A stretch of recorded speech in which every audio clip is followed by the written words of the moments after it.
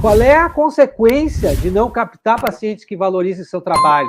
Se você fica nessa, por exemplo, de dizer, não entendo nada de tecnologia, aí eu não faço nada. O que vai acontecer com você? O que vai acontecer com os seus atendimentos? Aí você vai depender somente de indicações de colega. E agora, no século XXI, 2024, depender somente de indicações de colegas, realmente seu consultório vai demorar muito para decolar, se é que vai decolar algum dia. Se é que não vai ser um bico que você vai fazer, um trabalho extra que você vai fazer, porque você vai precisar fazer outros trabalhos para completar a sua renda. Porque vai vir pacientes a conta-gotas para você. E você quer receber paciente a conta-gotas? E aí você vai ter pouca experiência profissional para poder mostrar esse trabalho de excelência, para mostrar toda a sua competência, o seu profissionalismo. E aí, dificilmente, você vai conseguir cobrar o valor que você precisa para viver dos seus atendimentos. Dificilmente. Aí você vai aceitar as barganhas que os pacientes vão fazer, ele vai pechinchar e você vai ceder, porque você não vai nem saber como... Você vai ter medo que o paciente não contrate o serviço com você e você vai baixar o seu preço e vai basear o seu atendimento em preço, não em qualidade. E o paciente vai perceber isso. E aí ele vai pechinchar e barganhar com você. E aí você não vai conseguir cobrar nem perto daquele valor que você gostaria. Você até pode ter um paciente que pague lá os seus 150, 200, 250 reais, mas a maioria dos pacientes que você vai ter vão pagar muito abaixo disso. Aí você vai ter uma diferença de remuneração muito grande. Vai ter um paciente que paga 80, um paciente que paga 70 e um ou outro paciente que paga aquilo que você chama de preço cheio. E aí, você... Sabe por que isso acontece? Porque quando a gente depende somente de indicação de colegas, muitas vezes, a maioria das vezes, os colegas já indicam uma faixa de valor para a gente. E aí, porque a gente está no meio da massa junto com eles, a gente não está se diferenciando. E aí, ele já chega com uma ideia de valor na cabeça. E aí você não vai conseguir cobrar o valor que você gostaria. O paciente vai vir condicionado com uma ideia de valor no seu atendimento e vai tentar puxar esse valor para baixo. E você, com medo de não perder o paciente, vai diminuir esse valor. E aí seu consultório não decola. O que acontece quando o consultório não decola? Você começa a ficar nervoso, você começa a ficar desesperado, você acha que tem alguma coisa errada com você, e aí você apela. E nessa hora você apela ao quê? A qual coisa você apela nessa hora que você fica mais desesperado para conseguir pacientes? Você vai enxergar a pior solução para você como uma alternativa. Eu sei porque eu cometi esse erro também.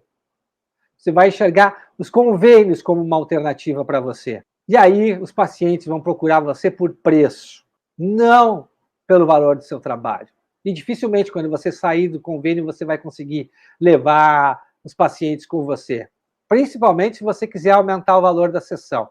Vai ser muito difícil. Ele vai trocar de terapeuta dentro do próprio convênio.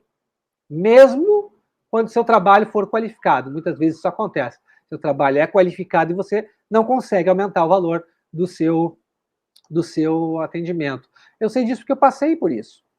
Eu atendia um convênio que era administrado por colegas psicólogos aqui na minha cidade, em Porto Alegre, que o valor era baixo, o valor que o paciente pagava, e o valor que vinha para mim era mais baixo ainda. E aí eu enchia meus horários com aqueles pacientes, mas a clínica não decolava. Eu não conseguia realmente ter uma entrada de dinheiro condizente com tudo aquilo que eu tinha investido, com o meu pós, com a minha formação na Itália por tantos anos, né? Com todos os custos que eu tive em análise pessoal, em supervisão, na própria formação. Eu não via retorno com aquilo e não via uma luz no fim do túnel. Só consegui enxergar uma luz no fim do túnel quando eu abracei o meu medo e rompi com os convênios e comecei a captar pacientes que valorizem realmente o valor da sessão, que enxergam o valor na sessão.